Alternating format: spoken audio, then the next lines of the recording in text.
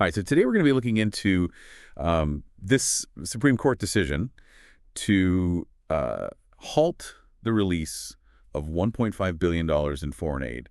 And on the surface, it might seem like just another legal battle, but we have to remember that this has a real impact on real people. So can you kind of walk me through what this freeze actually means? What are the on-the-ground consequences here? Well, it is a complex situation for sure. It really stems back to an executive order from President Trump to freeze this aid, and that obviously sparked a lot of pushback from contractors and aid groups. They actually ended up suing, and a D.C. Circuit Court ruled that the administration was obligated to release the funds, but then the Supreme Court stepped in and temporarily blocked that ruling. So now we're all kind of in this holding pattern. Yeah, it's a holding pattern, but while all this is going on, in the courts, there are consequences happening right now. Like I read about those search and rescue teams in Virginia and California, the ones who respond to, earthquakes and things like that. Their contracts were actually terminated because of this freeze. Yeah, and that's a scary thought, right? Because those are the teams that were on the ground in Turkey and Syria after the earthquake, saving lives. So what happens if something like that happens again? It really raises questions about our ability to respond to these global crises. That's a chilling thought, for sure. And it goes beyond just disaster response. Right. I mean, we're talking essential services being disrupted, things like HIV medication distribution, food programs for kids who are malnourished, support for refugee families. These programs are lifelines for so many people. Absolutely. These are vital programs, and the potential for things to go really wrong is very real. Yeah, there's a real urgency here. And I was reading some firsthand accounts from aid workers, and one quote really stuck with me. It said, "Starving children will not receive ready-to-use therapeutic foods. Pregnant and breastfeeding women will not be screened for malnutrition, and refugee households will not be provided vouchers to purchase food for their families." It's not some, theoretical problem that is happening right now. And it is heartbreaking. And, it's hard to square that reality with the administration's position, which is essentially that a lot of foreign aid has become wasteful, and it needs a top-to-bottom review. They're arguing that this review process is essential to ensure that these funds are being used effectively. But then on the other side, you have the aid groups pushing back, saying, look, this funding is literally saving lives, and that this review is causing needless delays, and that the delays are actually causing more harm than good. It's a real catch-22. Yeah, it is. And then you have the whole PEPFAR situation. The president's emergency plan for AIDS relief was actually granted a waiver by the State Department, but the invoices still aren't being paid. So even with a waiver, the money's not flowing. It makes you wonder what this means for the future of PEPFAR and the millions of people who rely on it. It's definitely confusing. So we've got this political battle, but we also have this legal battle raging in the courts, right? Right. And it's getting pretty intense. Judge Ali, the judge who initially ordered the release of the funds, is adamant that this money needs to be released immediately. He's viewing this as a life or death situation, but the Justice Department is arguing that it's just not logistically feasible to process those payments that quickly. And then on top of all of that, there's now a request to depose Secretary of State Rubio to try and understand what role he played in all this. So we've got this legal maze and a logistical maze. It's just a lot to take in, especially when you think about people suffering while all of this is going on. Yeah, it is incredibly frustrating. And, this whole situation really brings to light the tension that can exist between different parts of our government. I mean, Congress is the one who allocates the money, and the president wants to have control over how that money's spent, and then the courts have to step in and decide if all of that is even legal. It's a delicate balancing act, and right now it's having a very real human cost. Right, and it's the people who depend on these programs who are caught in the middle. I can only imagine the stress that these families must be under, trying to put food on the table or worrying about getting the medicine they need.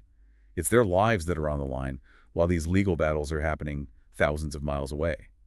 It makes you realize just how fragile these aid programs can be subject to the whims of politics and bureaucracy. How can you build sustainable programs that have a real impact when the funding can disappear at any moment? It's like trying to build a house on sand. And I bet that uncertainty has other consequences, too. Exactly. Think about all those organizations working on the ground, working to improve healthcare or education in developing countries.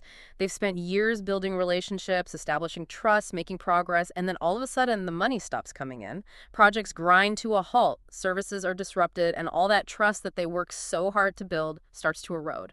It's got to be demoralizing both for the organizations themselves and for the communities that they're working with. Yeah. People finally start to see some hope. They start getting access to clean water, or their kids start going to school, and then it's all taken away. It's like taking 2 steps forward and then getting pushed 3 steps back. And that feeling of abandonment is really damaging. It can make people cynical and less likely to trust future development efforts. It reinforces this idea that help from the outside is unreliable, that it's temporary. It's a vicious cycle. Yeah. It makes you wonder what kind of message this sends about America's role in the world.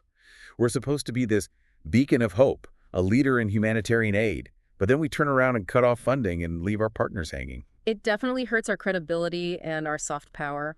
It makes it harder to form alliances to promote our values, to advance our interests abroad.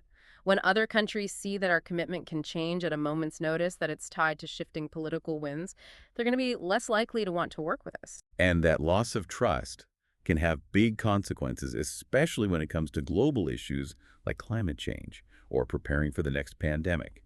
We need countries to work together to solve these problems, and that cooperation depends on trust. Absolutely. If you don't have that foundation of trust, it becomes that much harder to find common ground and work together towards shared goals. It really does paint a bleak picture when you think about it like that. It's easy to get caught up in the legal back and forth and the politics of it all. But we can't forget that there were real people who are being affected by all of this. Yeah, I mean, at the end of the day, it's about people, right? Behind every statistic, every number, there's a human face. A mother trying to feed her kids, a doctor who can't treat their patients, a student whose dreams are being put on hold because the support system they relied on is gone. It's easy to feel overwhelmed by how complicated everything is. But we have to remember that every decision, every delay, has a real impact on people's lives. And this whole thing really raises some big questions about power and accountability, Who actually has the authority to make these decisions? Are there systems in place to make sure that this power is being used responsibly? And maybe most importantly, what can we as individuals actually do to make our voices heard, to make sure that our values are reflected in our foreign policy? It's tempting to think that all of this is happening in some far-off place, that it doesn't really affect us. But the truth is we all have a voice, and we need to use it, whether it's calling our elected officials or supporting organizations that are doing important work, or even just staying informed and engaged. We can all do something to try to create a more just and compassionate world. This case, with all its ups and downs, really just shows how much we need to be having these conversations as a society, conversations about what matters to us, about what we believe in, about our place in the world. So what does all of this mean for you, the listener? It means that we're all connected. What happens in one part of the world has an impact on everyone else. It challenges us to think about the consequences of the decisions that are being made, and to do what we can to shape a future where everyone has the opportunity to thrive. It also raises some tough questions about what it means to be a global superpower. What responsibilities do we have to people who are less fortunate than us? How do we balance our own needs with the needs of others? These are hard questions, but they're questions that we can't afford to ignore. And as this legal battle continues, we'll be here to help you understand what's going on, what the different sides are arguing, and what's at stake. Because in the end, this isn't about laws or policies, it's about people. Their lives matter. Thanks for joining us for this deep dive.